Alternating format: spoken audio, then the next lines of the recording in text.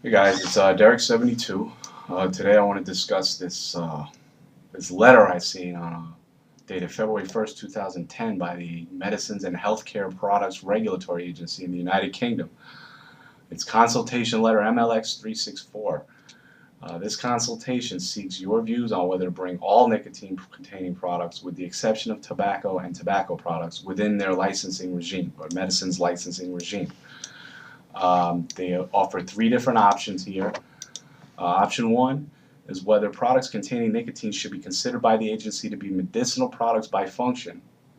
It means they want to classify your nicotine-containing fluid and your pre-filled cartridges for your electronic cigarette. They want to classify them as a medicine. And if so, whether all unlicensed nicotine-containing products should be removed from the market within 21 days. That means June 21st. If you don't have one of these licenses, you can't supply e-juice, you can't supply nicotine-containing cartridges. Basically, in the United Kingdom, you are out of business as of June 21st, according to option one. Option two is the same as option one, but they're a little more lenient with the deadline. As a matter of fact, I've heard people say they might give the vendors as much as 3 years to try to obtain these medicines marketing authorizations, or MAs as they call it.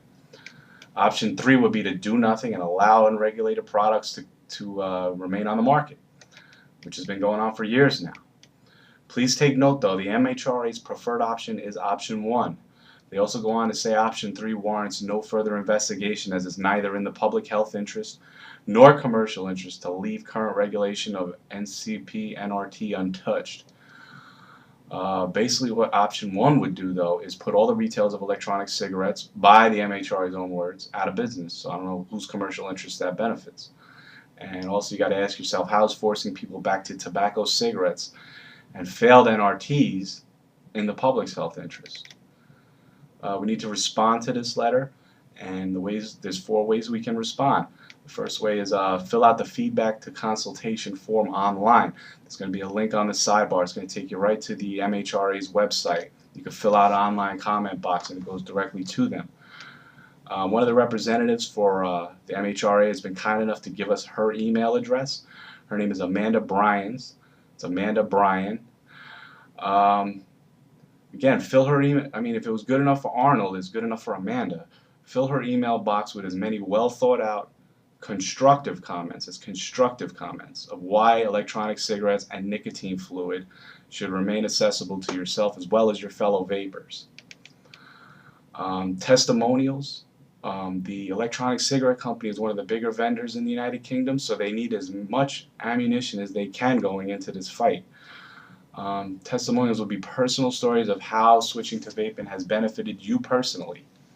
These should be clearly written, detailed, and signed. And when I say signed, I mean you need to print this out, you need to type it out, print it out, then sign it, then scan it back in, and you can email that to them. That'll be on the sidebar as well. And the fourth way that I know that you can get your voice heard is online petitions. There's currently 2 online petitions going on right now that you could sign on the internet. I mean, it took me 2 minutes. I went to get the links for this message, and I signed them. It took me literally a minute to sign each one. One was created by Derek Hollier Day, and the other was Kate B. of Vapors Network. Bear in mind, the MHRA is meeting in June regarding this, but the deadline for comments is May 4th, 2010. So make sure you get your voice heard before then.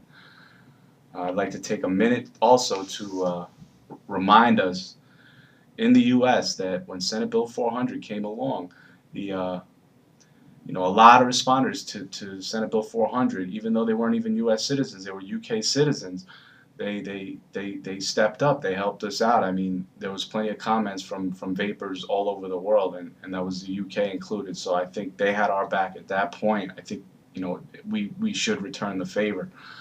Even though you're not a UK citizen, your voice, I mean, it makes a difference, so stand up and be counted. I mean, don't sit back and expect others to write these letters and post these responses for you. I mean, it's a good opportunity to let your voice be heard. I mean, for Christ's sake, you're defending your right to vape. You're defending your right to save your own damn life. Somebody shouldn't have to do the work for you. So.